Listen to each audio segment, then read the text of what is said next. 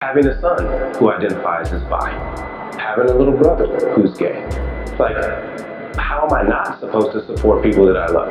And therefore, my charge is not just for them, but for the entire community. I am originally from Corpus Christi. I moved away when I was 13, and I lived all around from Oklahoma to Texas to Boston, but I ended up landing in New York City.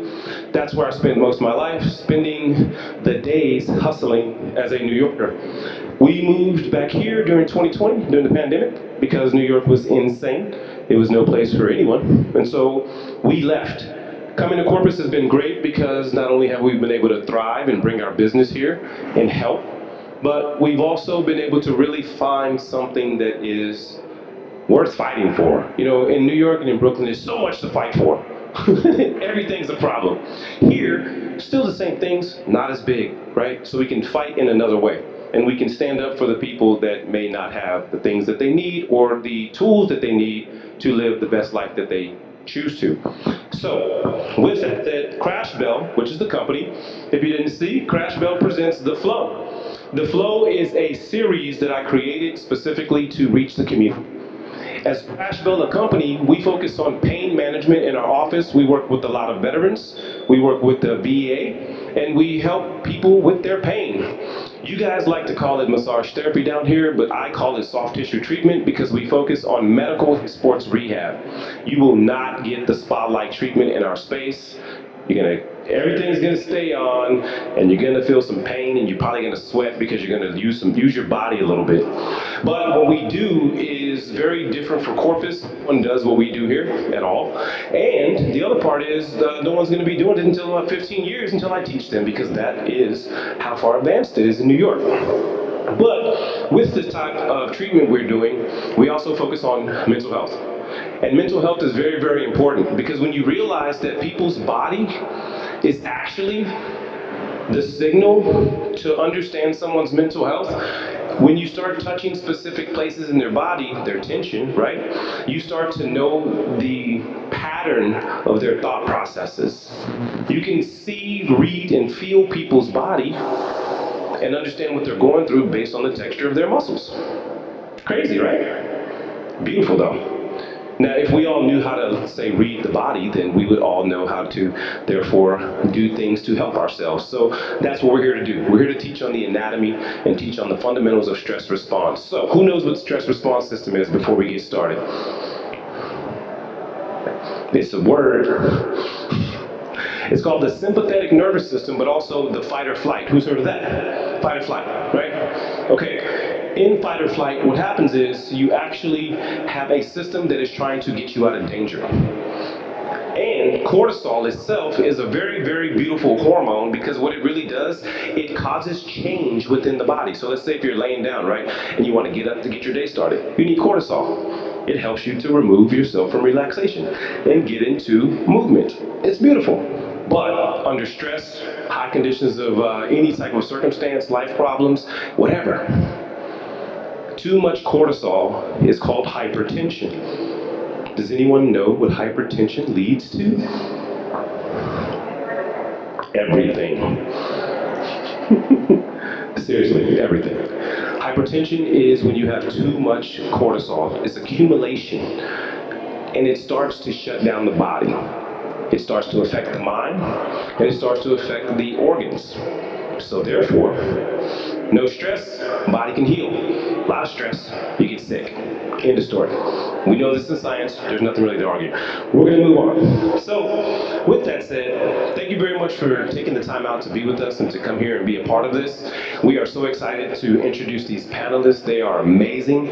We're so excited to not only be in the community of Corpus, but I feel that they all have something really special to show, share, and give you all. So, as we introduce the panelists, which you wouldn't mind giving them a round of applause while I'm reading their bio.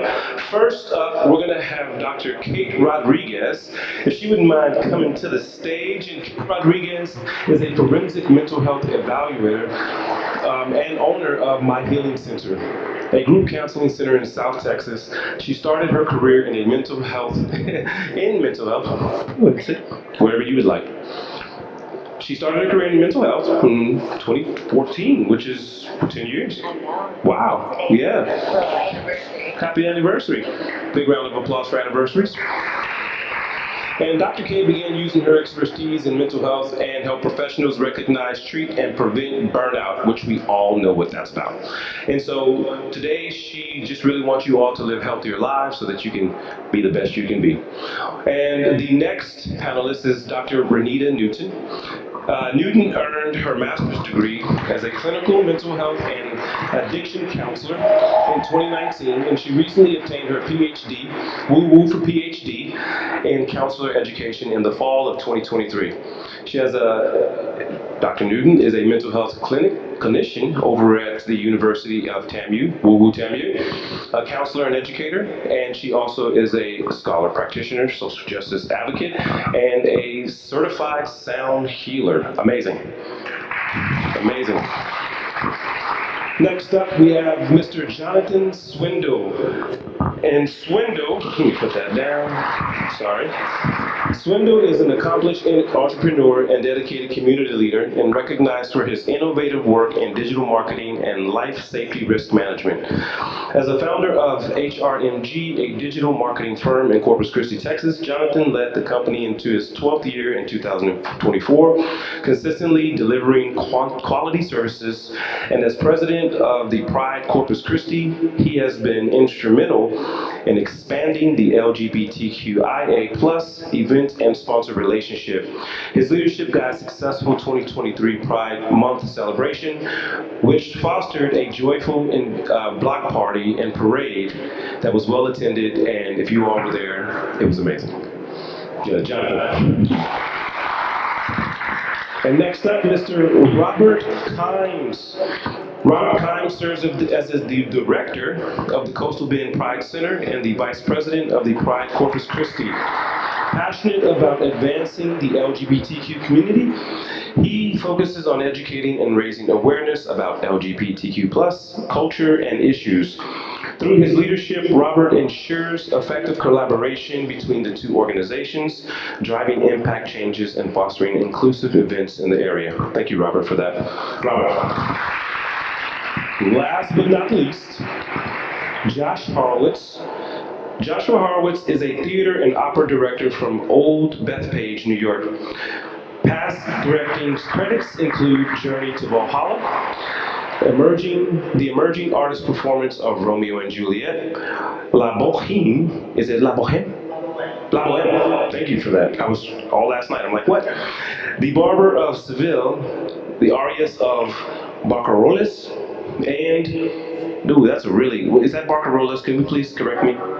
Barcaroles. I'm trying to really stretch it here. And associated and assistant director, Joshua's work has been seen across the country in the Washington National Opera, Houston Grand Opera, and the Glimmerglass Festival, Seattle Opera, and the Lyric Opera of Kansas City. Joshua. We're just going to jump right into it, because we all know right now we're here for art and mental health, and to hear some really fun things. Now, the first question, and this question is actually not on the list. What has your experience been with understanding your own mental health? Do I start or does, I might as well. Okay, understand my own mental health. I grew up with nobody going to counselors, and nobody in my family ever did, and it wasn't until I was a cheerleader in high school and I developed a fear of going backwards. Out of nowhere, fear of going backwards, and my mom was like, maybe we should try a counselor. And then instead, it took me on a journey of being able to figure out what stresses me out and how I can navigate the world. And then going into the counseling profession, I think it helps us to always self-reflect. So it's a constant journey, I feel. Yes, 100%. Anyone else want to tackle that? Yeah, okay. For me, I would first say that, like Dr. Rodriguez, health was not a thing that was discussed in my family. You swept everything under the rug. So for me, it wasn't until I entered graduate school, honestly, to do my master's. And when I started realizing, like, whoa, you might have some anxiety, socially and generally. And so that was when my therapeutic journey began for myself to do the work in order to be able to help other people. But that's how I first got my experience. Any of you gentlemen tackle that? Yeah, I'd be happy Just to. run it all the way down. So, yeah, sure. The biggest thing for me with mental health is that it's definitely been a journey. I think kind of growing up in the household that I did, it was very isolating, and we didn't really talk about our feelings. We didn't really talk about the wants that we had in life. And so the biggest thing that I kind of felt through that journey is there was things that I wanted for, and so I pursued success. And then when I found it, I actually found it to be very isolating. And so I actually shifted in that moment and thought what I really wanted was community, and I wanted the people around me and to be able to connect to them. And so I think my journey of mental health has been not just finding myself, but who I am with others. Nice, amazing. So I come from a family where my dad has OCD, and so it's like always been a conversation in our family of how to take care of yourself. And I know that I have anxiety, and so it's like I have to be very cautious of like my own mental health and check in and make sure that I'm making the steps forward and taking the time to make sure that I'm okay. And so it's always kind of been since I've figured that out about myself, I've figured that going to counseling and therapy is really helpful and able to give me the tools to battle that anxiety and have those conversations about it. So yeah. Amazing. Yeah, so I come from the performing arts world, and one of the big first things you learn is how to be vulnerable. And sort of both leave everything at the door, but then bring it in with you, particularly when I was in acting classes in school. And I think particularly in undergrad, I had a good group of professors that would sort of open up their offices to be quasi-therapeutic sessions as well. And you could go and talk about whatever was happening in theater class that day, but also what was going on in your dorm or at home, and sort of understanding that by breaking down those boundaries in safe spaces, it opens up the conversation and creates a safe space to have a moment to be yourself. Yeah, that's amazing. And the safe space is the whole point, right? That's kind of what we're all talking about, is taking a moment to actually create your own safe space. You don't know what that's going to look like. It could look like anything. Let me open myself up to the crowd over here. But it can look like anything. It can look like, taking a walk. It can look like going into your mind and just creating a safe zone. It could look like art. So with that, let's ask this next question, right? How can art be used to promote self-expression and emotional release, especially for individuals who struggle with verbal communication? Anyone want to tackle that? Yeah, it's a really good way to just put what's happening internally, externally. We recently, for one of our groups, did a community art project, and it's so cool how so many different people have so many different ideas of what art is or what they want art to look like. And so art can come in a multitude of things, and so it's really cool to see it expressed by different people. So. Yeah, amazing.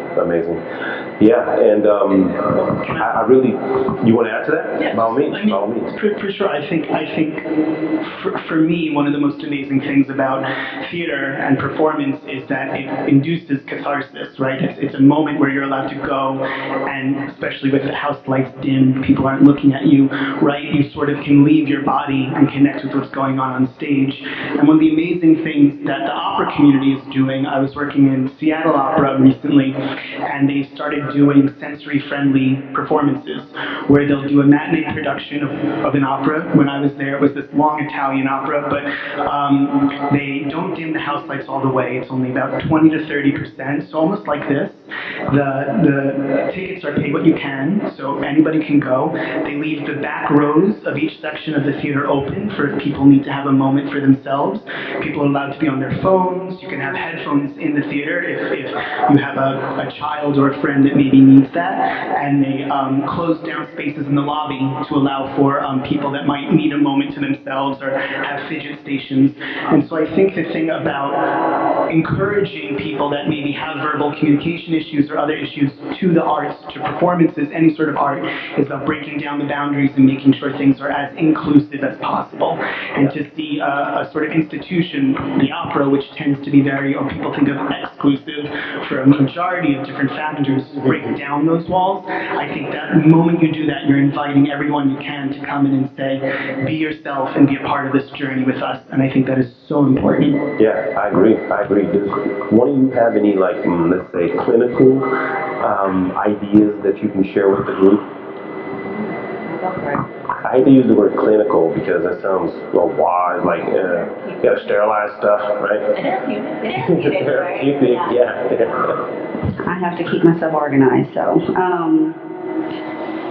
Similar to what you were saying, Robert, like it is this way to help individuals, clients, people to sort of externally express like suppressed thoughts, feelings, emotions.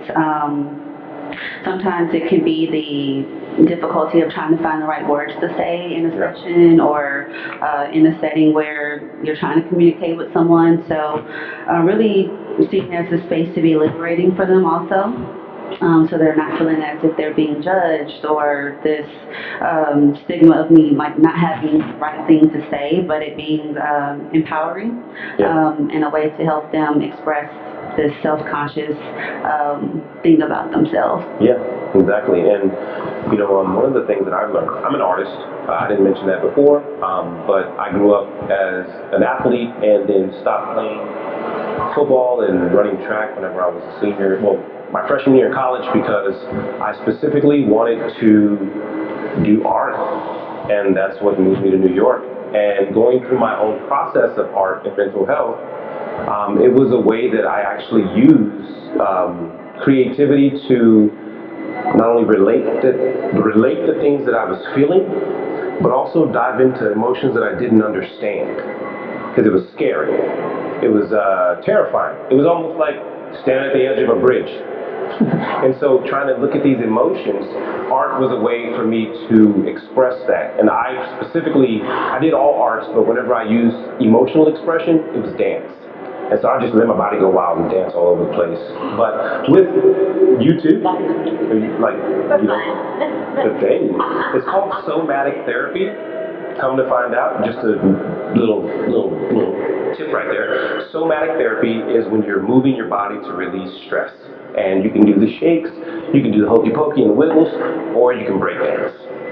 I mean, you don't have to break dance, but you just have to move your body and just get yourself moving. And then after you do it, you will feel cathartic. You'll feel better. So, with that said, let's move on to a question that's going to be a little bit more focused. So, how can art therapists help clients identify and explore unconscious thoughts, feelings, and experiences through creative expressions? And let me just make that question a little bit more layman. What could a person who is trying to help someone do, like not just say therapists, but let's say parents, right? Because you all may be parents, you may know someone. What could they do to possibly help someone explore unconscious thoughts, feelings, and experiences?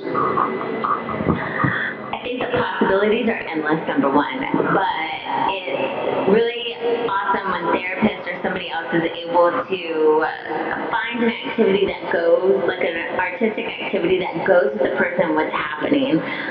For instance, earlier when we were preparing for this, I was talking with a couple of my therapists that are there at the office, and one of them was talking about with kids, how so many of them hide certain parts of themselves when they don't feel accepted. And so they have done these activities with masks, where maybe on the outside is what everybody else sees, or maybe the inside is what they really feel, or different things like that, and just being able to put it out there, like to be able to externalize what's going on, I think is a really helpful way.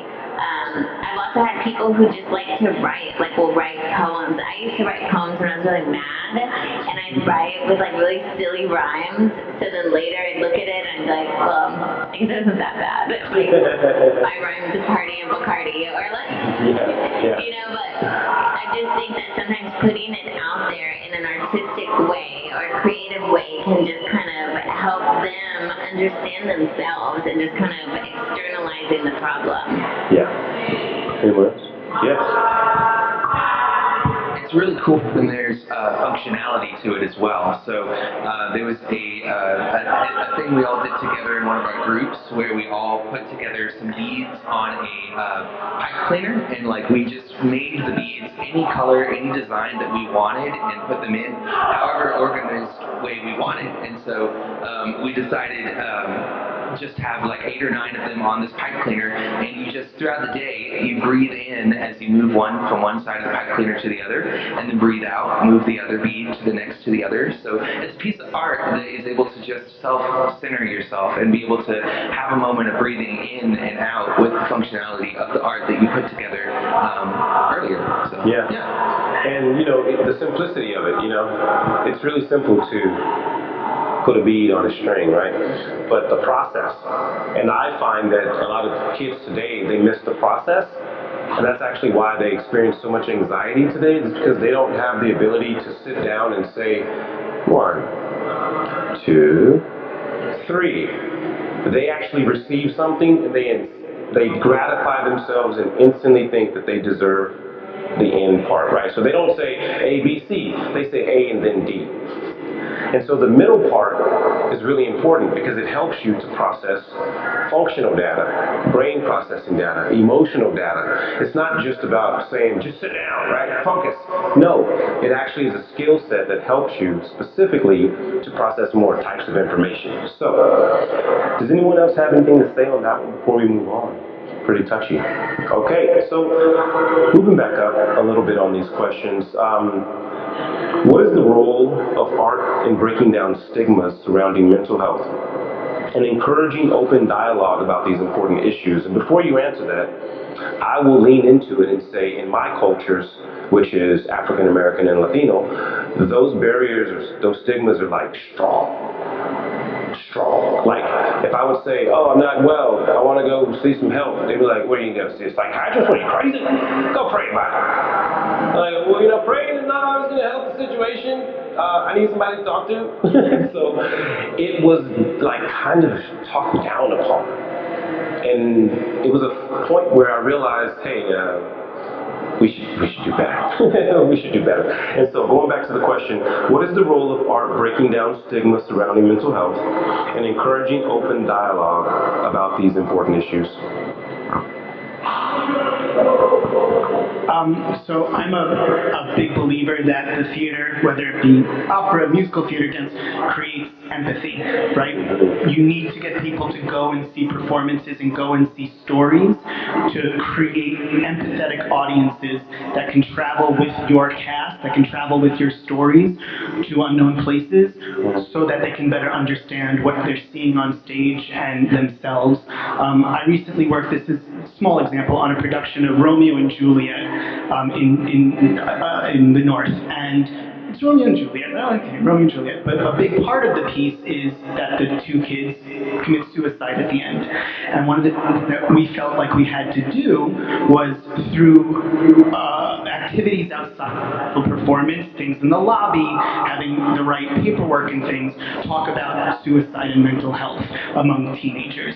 And so for me, it's always important, and especially dealing with a lot of contemporary opera, which I do, which deals with very heavy themes and materials, making sure that as you're trying to gain empathetic audiences, giving audiences the means to then take those stories home and deal with them, whether that be literature, whether that be having a speaker before or after the show, or having a panel like this, dealing with the themes, so that people don't just go and cry and feel bad, but that you're actually letting them leave with the tools to understand those feelings and then to engage with that at home and with their friends and neighbors.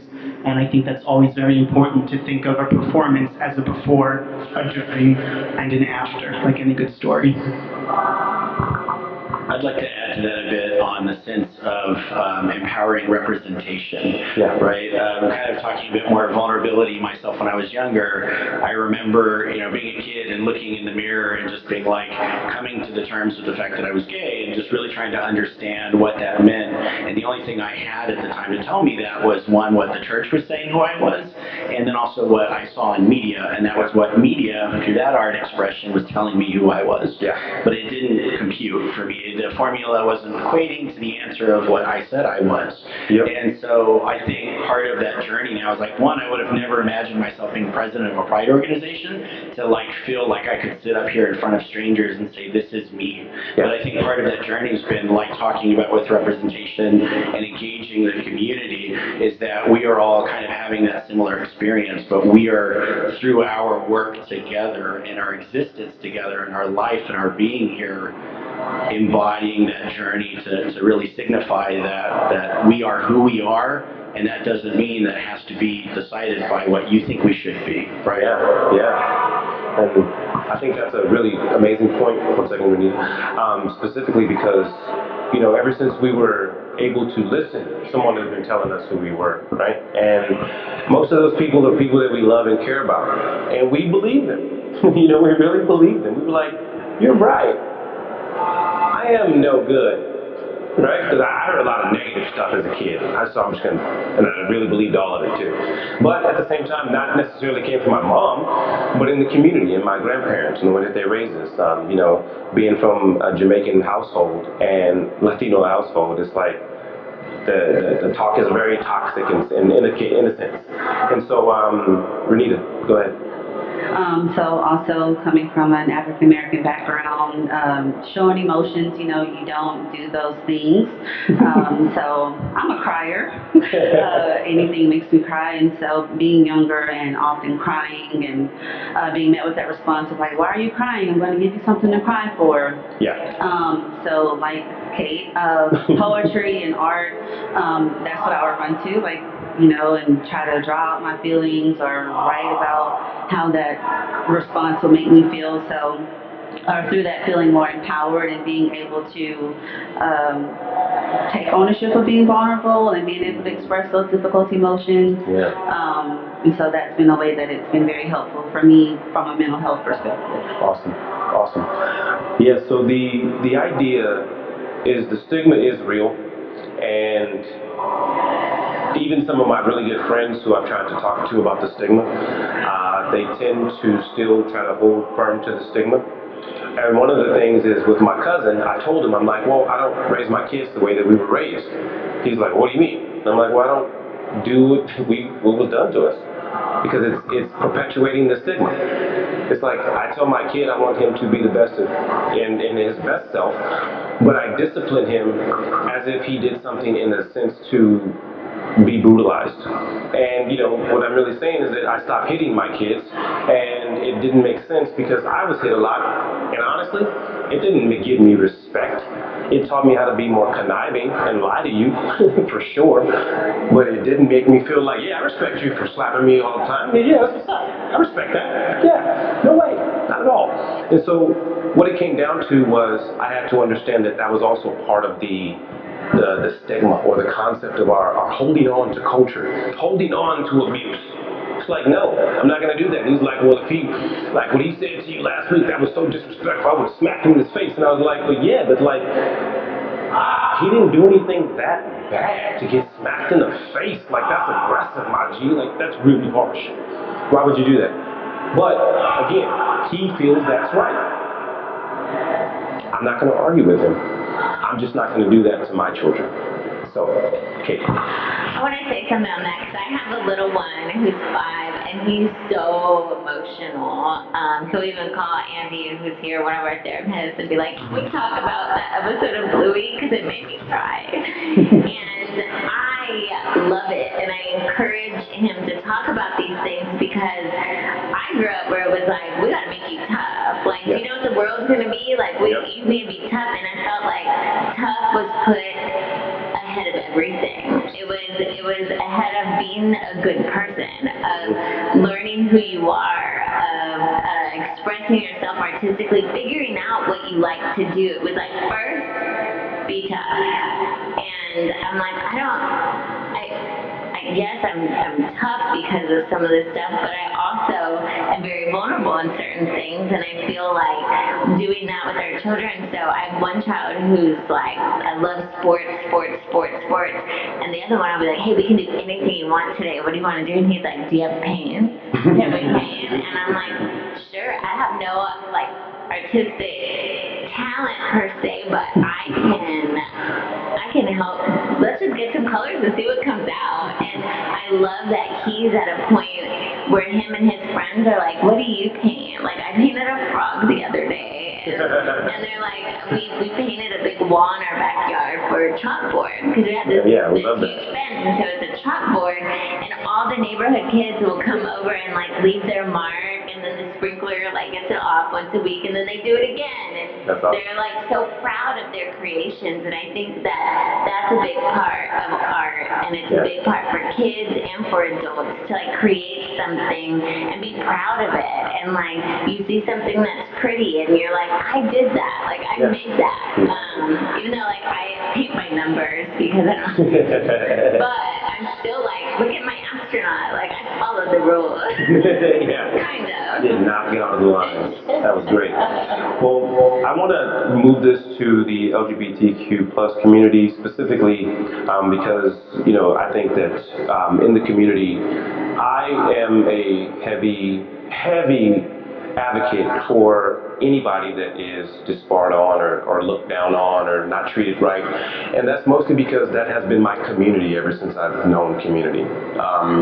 I grew up in a space where my mom's best friend, at the time, the label was tranny, but now we understand what, who, and how this person was looking to live their life.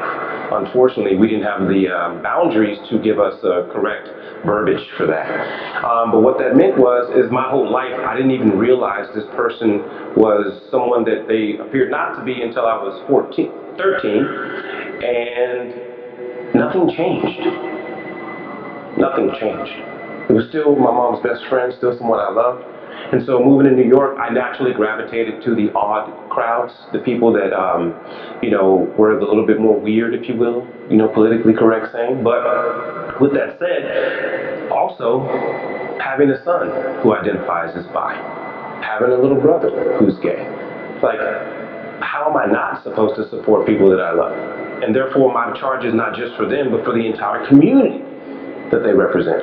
And so this question is, what unique challenges do the LGBTQ plus community individuals face in terms of mental health, and how can therapy and art be tailored to address these issues? Sorry about that. Yes, sir. Yeah, it's a lot to talk about. So it is true that the mental health disparities are at a higher rate in the LGBT community because of how much pressure is put on the community from outside and even inside, because you've got homophobia externally and then you've got internalized homophobia internally. So it is just a compilation of all kinds of factors that are impacting a person's not only mental health, but their physical health, their safety, their environment, their community. It's a lot of issues happening, and it always ebbs and flows too with politics. And so it's going to be one of those years, and so it's going to be a tough time for the community. But I know that it's really good for our community to have safe spaces to go to. That is a really important aspect of our area, that we don't have that many safe spaces for our LGBTQ community. And so we want to make sure that this is a safe environment for everyone in the rainbow. You know, it's not just for the gay men, it's not just for the lesbian women, it's for everyone. It's for the lesbian, gay, bi, transgender, the queer, the intersex, the gender fluid, the allies, exactly. So it needs to be an inclusive space for everyone so that we can have these conversations about our mental health in a safe environment. So I could go on, but This one, I think it kind of hits the hardest for me, largely because I get to talk about that isolation. Last Pride Month, I kind of always go through some big like awakening through that experience, just because of the conversations I have, either it be with individuals or parents, etc., and largely just from the oppression that occurs over social media as well. But I realized last year, after everything that was going on, just seeing the intensity of things increase, of that attempt of oppression is that really there's so much force to isolate us. And I realized about when I was that 10-year-old boy looking in the mirror, coming to this fruition of like, oh, this is who I am, that I just was so isolated in that journey. And when I first came out, it was not until I graduated high school and I came out to my mom, and I had my mom tell my dad because I was terrified, right? He was the one who said, don't cry, right? There was no space or time for crying. And so it was, when I spoke with him, the biggest thing that he said to me was that, I'm so sorry you had to go through all of that alone. And that to me was like, okay, this guy understands, someone who I never thought there was a bridge that I could reach, understood, right? And that I think was something that hit the hardest over last year, was that there were so many people that were feeling oppressed to have to go through this experience alone. And so that what I love so much about our community and Pride is, one, it's so inviting and welcoming. That video that you did, I think, just captured it so well, because we aren't alone. We have each other. We have our community, and the stigmas that are cast upon us, they're not going to define us. This is true. This is true. Anyone else? Hearing y'all, like, it's so touching, because one of the first things when we started the counseling practice 10 years ago, my dad was like, what do you want for here? And I was like, I want everyone to feel accepted. Whether they're the weird ones, or people, the outcasts, like the ones that feel like they don't have friends or people to speak up, or they don't have their voices heard. And I want to say, when we first started the group, we had so many people come out to us in therapy. Like, it was week after week. We would be like, how many people did you know? And I ended up one time at one of the plays that y'all had hosted at the Harbor Playhouse. We got Fun Home. We got a bunch of the koozies, and every time somebody would come out, we're like, here's some resources. There's people. You're not alone. Like, we're a safe place. Here's some safe places, and know that you're not alone. And I think it's sad that for so long they haven't. There's so many people that didn't feel like they could go to just a regular therapy office. When I first started, I had people who would call and say, do you have any openings? And at the time, I was like, yeah, any day. I just started. And they were like, well, I'll never forget one little girl. She was like 16, and she says, well, I'm a lesbian. Is that okay?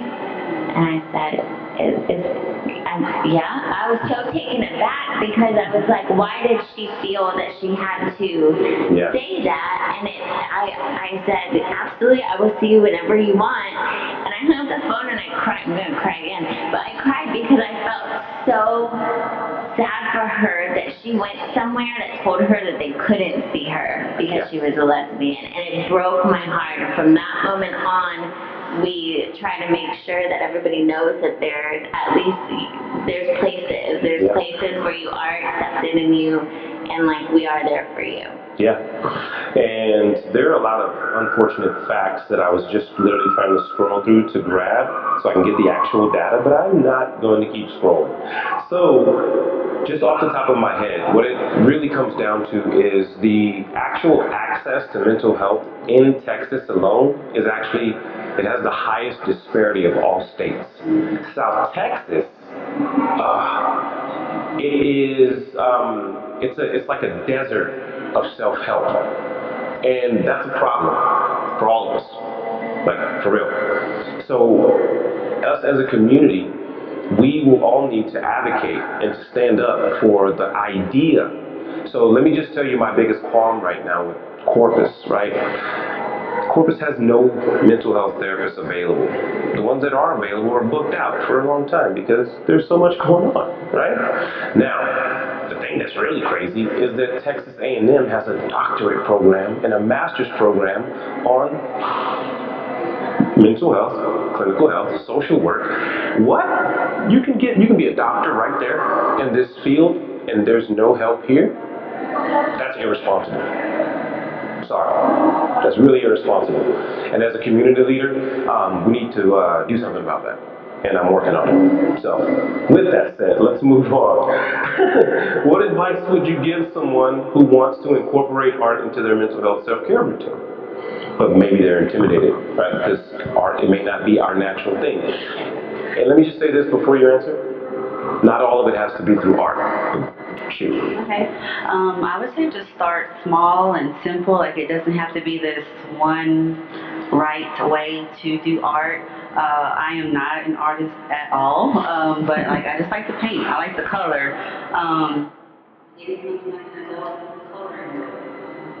Like you said, paint by number.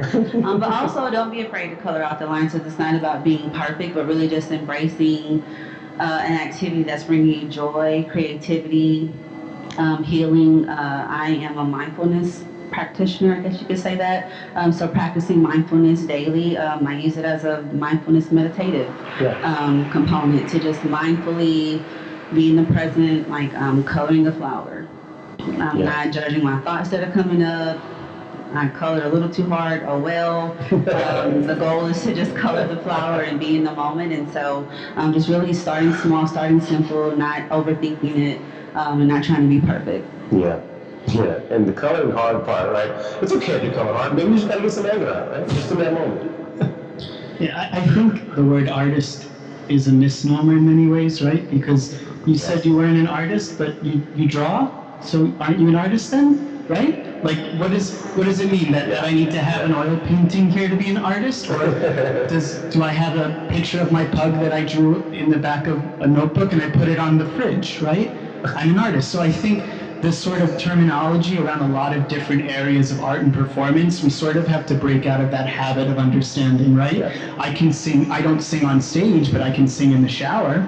Right? Am I ever going to be cast as the great tenor of whatever opera? Probably not, but I can sing that in my shower, right? Do I know all the Italian? 30% of it, but I make up the words. Great, now I'm a librettist. How cool is that? So I think understanding that, like, there are different levels and categories of this thing we called art, but that doesn't disqualify anybody from doing anything. I work also a lot of times when I do large-scale productions, we need people, sort of like extras in film, right? We need people to be waiters or to be, all different people in society in these shows. And one of my favorite things is when the company goes to a college or to their audience and say, did you like what you saw on stage? Do you want to be in it? Come, you're now we call them supernumeraries. You're a super now. And you get to be in a production without any training, just because you wanted to. So I think the desire to do, combined with the action of doing, makes you, in this case, an artist. And cool, you're an artist. I love that. That's awesome. I want to add to that the importance is just accepting that you have a voice, right? Like it's that your voice could be in any form of expression, from the clothing that you choose to buy and wear that day to just how you choose to speak with other people. The hardest thing for me when I started to step into this role was like, I have to be in front of people. What if I'm going to say something that like I just misunderstood, or I was just didn't really know what to do? And so, but that was part of the journey of accepting that I had a voice, and that it's okay to use whatever platforms I have to express myself and my understanding of something, and that through some of that you can always get better, and your art expression or whatever it be can improve. It doesn't have to be a master work at day one. We aren't, right? We go through life refining and becoming better people by learning. Yeah, 100%.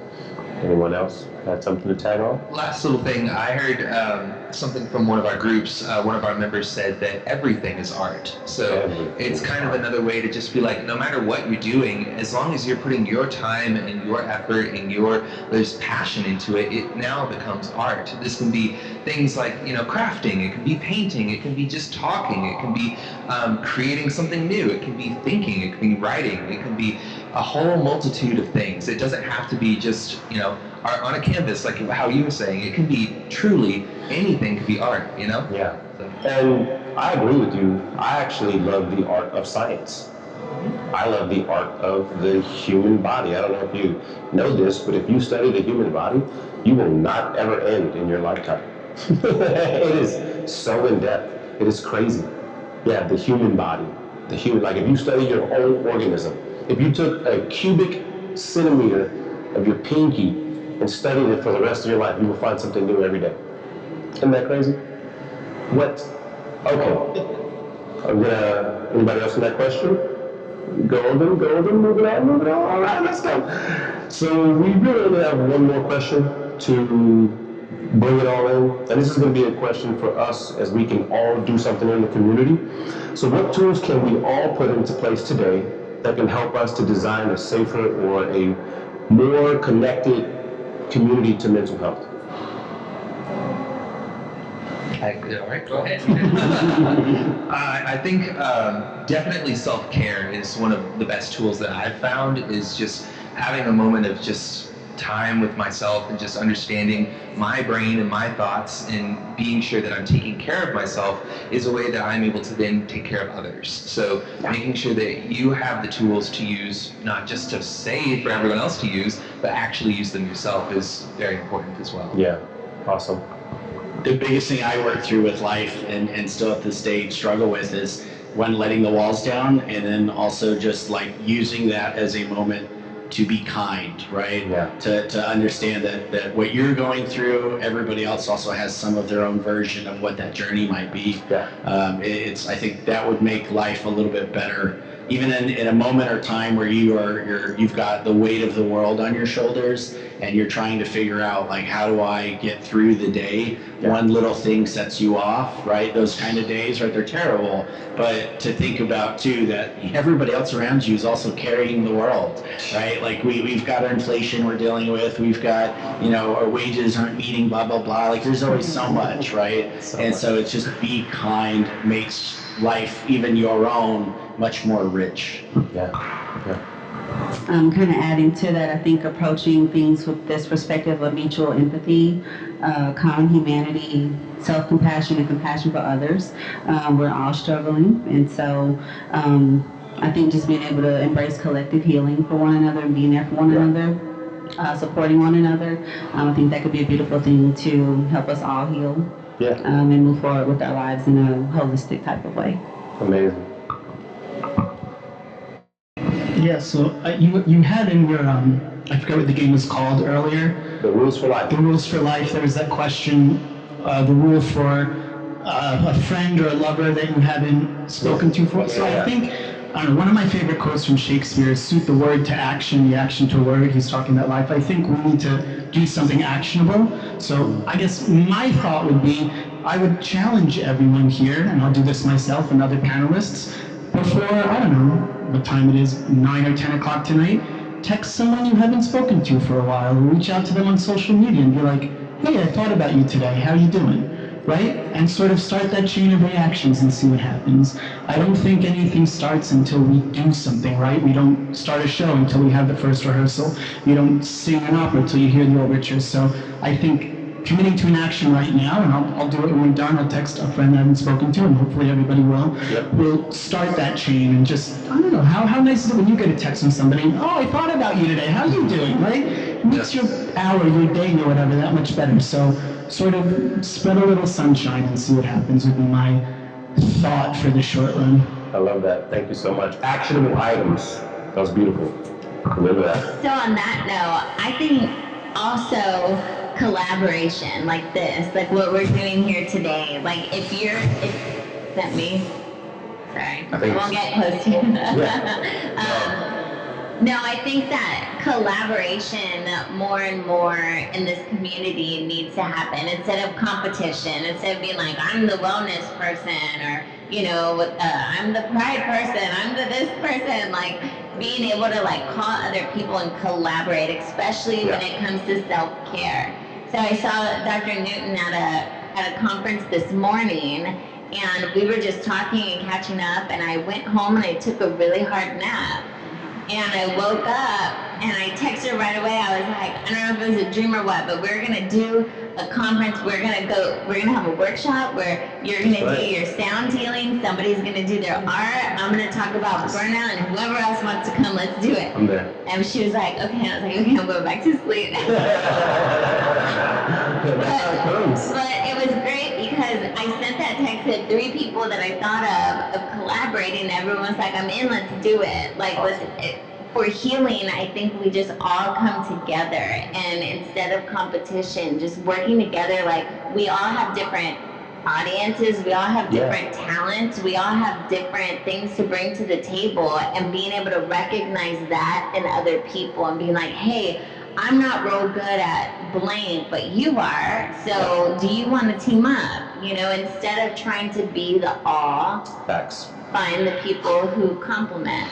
Yeah, agreed. And there's two things I want to point out before we end. The one thing is community is the thing that changes us. And this is why. It works in both ways. Community will affect the child in school.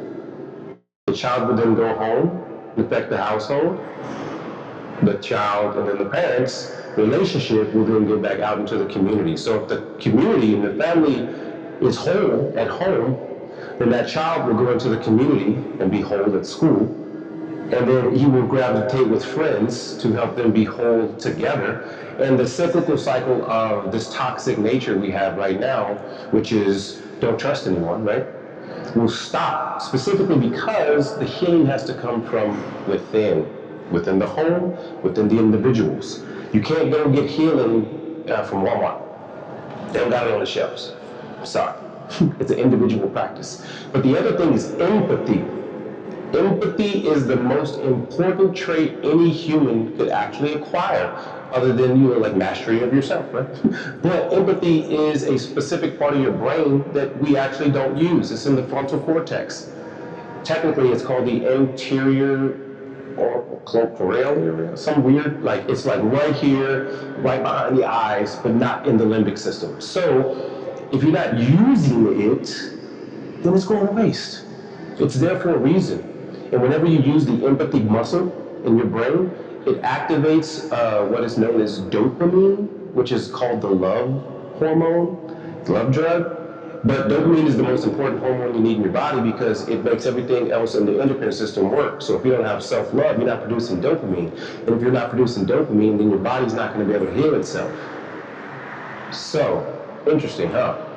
Now, with that said, it is that time. I would like to just offer any remarks to the crowd. Do you guys anything you want to ask, say, state? Maybe a... I have a question. Can we ask the question? Yeah. I I'm welcome. with all these siblings. I don't think of my Yo, Ellen, yo.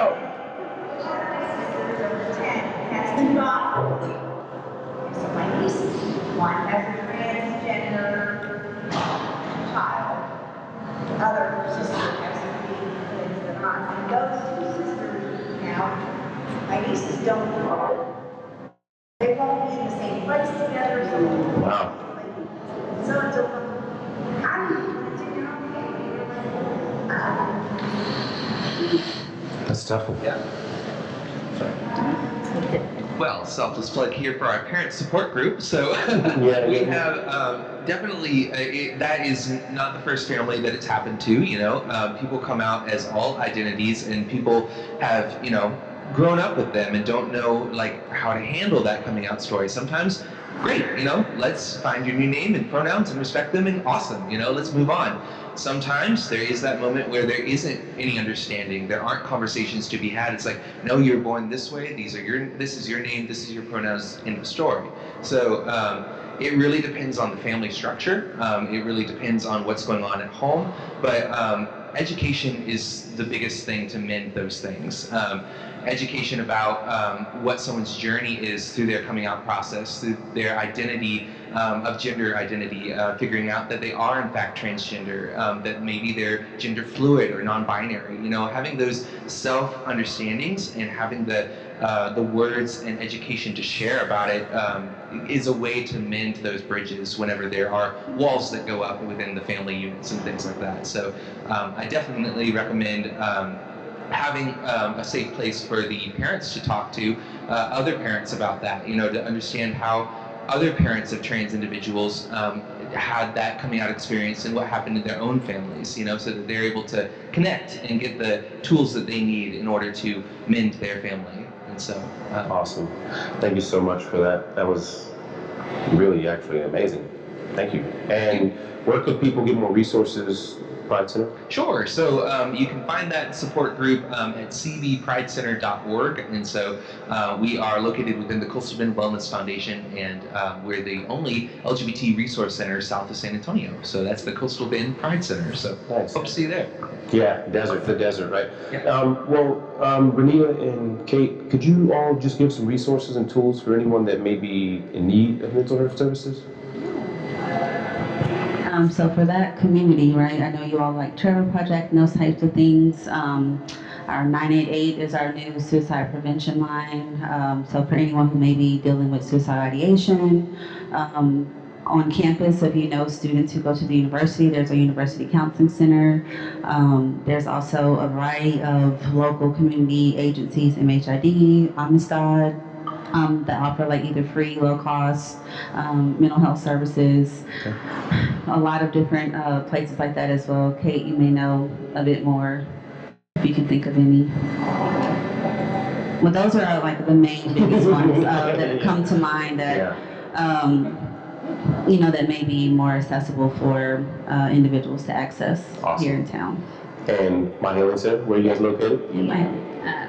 My Healing Center, we're right close to downtown. We're on Tonkawa and Agnes, and we're actually bringing on 2 new therapists next month, so we do have openings. Congratulations. So there's openings right now, and if we don't fit the person or the issue that's going on, we have a network of other therapists in town that we will refer out to. Awesome.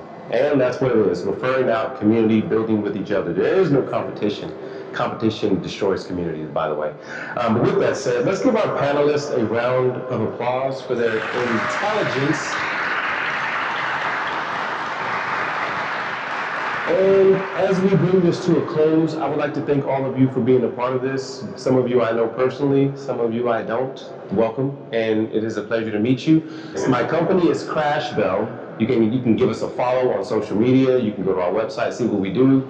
If you know any veterans that are in dire pain and need some support in their physical body, just have them come over to us and we can get them to have their PCP recommend them, and the VA will take care of it. Other than that, thank you so much for being here. Crash Bell presents The Flow. And again, thank you guys so much. Round of applause for these all. All right, that's the show.